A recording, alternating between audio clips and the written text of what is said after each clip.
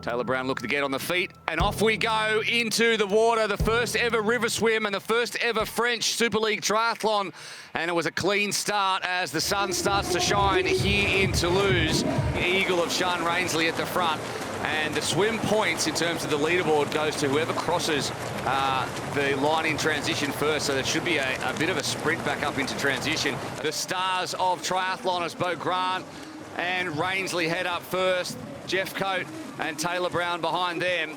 Looks like it's going to be Rainsley to take this one. She came out very cleanly there. If we can get a sighting on the short shoot. Yeah, I think you're right. Yeah, Eagles on the board. Is up. There we go. Short shoot for Team Eagles. 4 laps on the bike. It's about 1 kilometre of each as they head back down the hill and alongside the river and back into transition in just a second. And yeah, Georgia Taylor Brown leading it through. Didn't take her very long to find her way back to the very front of the pack, and she'll no doubt be trying to string this pack out now, do a little bit of damage through these corners and maybe whittle down that pack. But off the back of that result just 2 weeks ago in Malibu, where she did slide out going a little bit too gung-ho around one of those corners, I wonder if she'll be feeling the need to be a little bit more cautious today. But you can see the confidence to be able to go with Georgia Taylor Brown at this point. That's no mean feat, is it? Again, just looking at the timing splits that have come through, and Taylor Spivey, one of our race favourites and our current leader, is in 17th place at 18 seconds down. Now, I do wonder if something happened with that crash that we saw Rachel Klammer get caught up in, whether Taylor Spivey was also caught up just behind that, because I'm quite shocked to see that deficit back to Taylor Spivey at this early stage.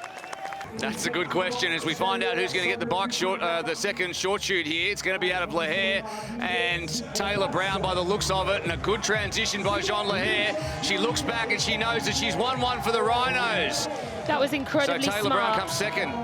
The question now with Cassandra Beau Grant is does she think she's far enough back to go directly for the run points in this one, as she did in Munich? She obviously hasn't enjoyed this tough technical bike course. It's been a little bit like Munich for her in that respect. Does she try and put in the fastest lap and pick up the fastest lap points for the Scorpions team as she did before, or can anyone catch the pace of Georgia Taylor Brown, who's running away from Lahair and the rest of the pack?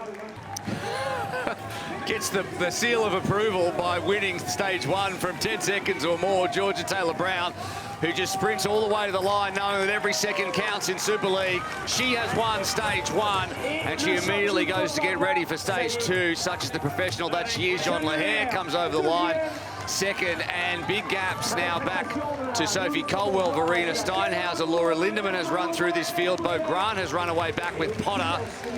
Summer Rappaport, Nat Van Coveren finishes, and there is Taylor Spivey, 21 seconds in arrears.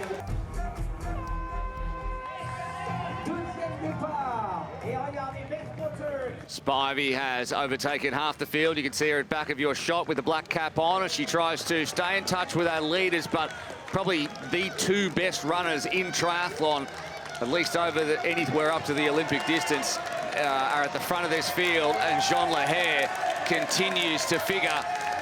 Beth Potter being such an excellent runner, and Jean Lahair has taken second place from her as they head out onto the bike. I think it just goes to show again, we talked about it already today, the confidence that Jean Lahair's got right now. As someone who's grown up in France as well, great crowds for her, great support, and she's racing like an athlete who's really just come on leaps and bounds, even in just the last few weeks. I don't know if that's the cheetahs' tactics, but they're really making it hard for the Scorpions right now, of all people. You know, Georgia had to work really hard to get herself back into that pack. You've got Cassandra dangling off the back. So I think the cheetahs are working well together here to make life difficult. Yeah, they started to eke out another gap ahead of that group behind. And in that group behind was Miriam Casillas Garcia. She is 3rd currently in our overall rankings, so she will want to be bringing that gap down a little bit. You can't afford to lose 10, 12 seconds in each round as she has done so far today. They're going to head into transition now, and we're going to see a swim sprint to the finish, and then a 5-minute gap before we go again. Well, this is where Cassandra Beaugrand has to use her swim prowess. She is off the back of this group now. We've lost 2 athletes from what was 10. We're down to 8 at the front. Cassandra Beaugrand not too far off the back, and with the way she swims, she could put herself back in the mix here. Brilliant transition again there. As I say, that Taylor Spivey made a small error, but it didn't cost her in the end. And another fantastic transition. Taylor Spivey was so good at the transitions in the triple mix in London. We think that's really what got her ahead of Georgia Taylor-Brown on the day, but she's gone into the water first. That was a fantastic bit of transitioning there from Taylor Spivey. And we're just seeing on screen there, she has been awarded a short shoot, which will be vital in that final round. So that short shoot that was won by Jean Lahair for Team Rhinos has been awarded to Taylor Spivey. But out of the water goes Spivey. She'll see that she's been handed a short shoot when she finishes this stage, which will be another boost for her. Straight up the black ramp, out onto the black carpet in the Boa Ignite transition area goes Taylor Spivey. Might pick up 5 seconds on Taylor Brown. Spivey, everything will be crucial in the pursuit start. So Caldwell comes over maybe 4 seconds back, 4.5, 5.5 or 6.5 to Taylor Brown. Steinhauser is there also. A big group comes over, including Lindemann and Jean Lahair. Today, he doesn't think she needs it and maybe feels they can pick up more points further down. Well, she's probably right as Georgia Taylor-Brown heads out for the last stage of the triple mix. Of course, it is bike, swim, and we run home with 2 short shoots on offer for those 3 athletes as Caldwell waits and sees her compatriot Taylor-Brown take off into the distance for the first of 4 bike laps. We're hearing that Taylor Spivey came off her bike coming around. Not a bad off, just in coming out of transition, didn't quite get it right, a la Cassandra Beaugrand turning up the hill, and that might have put paid to her chances. And if, well, Georgia Taylor-Brown doesn't know that, but if she continues in the way she's going to, as we see there, she's come off the bike, managed to save it, so just as it came onto the cobblestones there, just didn't quite get it, so lost crucial seconds. Whilst Georgia Taylor-Brown goes on a potential victory lap out at the front, now 21.5 seconds and heading into transition for the second last time as the sun beats down on what would be a very hot part of the course out there. Yeah, Georgia's almost in cruise control now. She's just done everything she needs to do early on. The way she raced in stage 1 set herself up so brilliantly for the rest of this race. She loves to be out front of the course, as Non said earlier. She doesn't have to be under any stress. She can take her time to do the little things right here, and I just can't see a way in which she's getting caught from this point on. Yeah, I think she's very much racing her own race at this point, almost doing a time trial, isn't she? I wouldn't be surprised to see this swim time, the deficit having come down slightly from the 20 seconds it was when they went into the water, but I don't think Georgia will be too worried about that. I completely agree with you, Non. I think she'll be controlling her energy. She does have to be aware, though, that Taylor Spivey does have a short shoot, but I don't think it can be that decisive that it will be an important factor if Georgia does what Georgia does. Sept is out of the water. Comes Georgia Taylor-Brown, who has looked like she always does in Super League racing. Controlled, calm, but somehow the fastest. And basically the fastest over almost any discipline as she heads out around the back of the bike racks and into the final 2-kilometre run. And Spivey is still holding off the 2 cheaters in Steinhauser and Caldwell. Caldwell has Gap Steinhauser here, who's coming back to the group, as we talked about, or as Non mentioned, and a nice transition and an easy one for Taylor-Brown. There is Spivey and Caldwell. A good look at the gaps back to those 2. And out of those 2, Spivey is the one with the short shoot, but it probably won't matter if Georgia Taylor-Brown runs like we know she can. And it could be Munich all over again, with Caldwell now taking over Spivey out of transition, up the hill.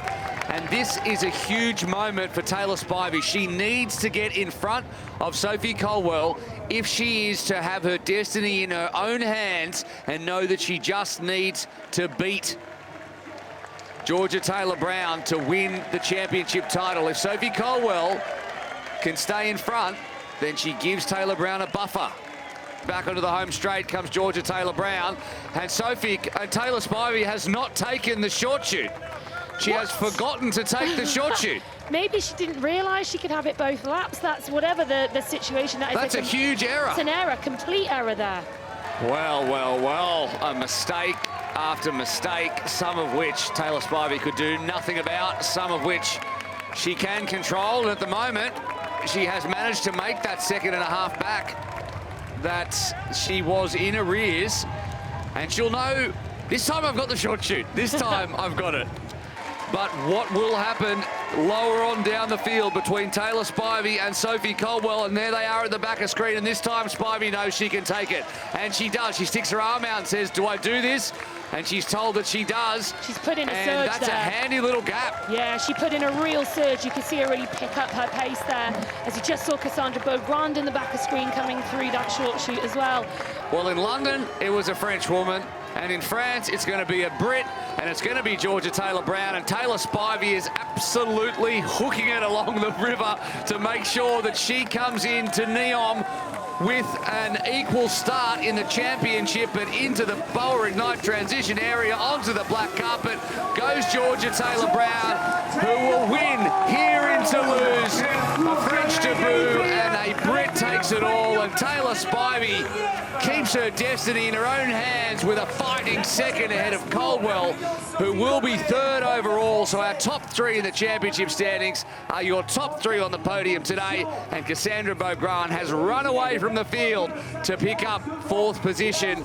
Just another chapter playing out here, and a brutal race under beautiful skies here in Toulouse. Really turned it on here. This wonderful city down in the south of France, just 150 k's or so from the Mediterranean. It was Georgia Taylor-Brown who was just supreme in the end with an 18-18 in the last one, 5 seconds ahead of Taylor Spivey, who really ran it back after being 21 seconds back. Sophie Caldwell picks up the podium, and Taylor's right, they will be equal heading in to the grand final.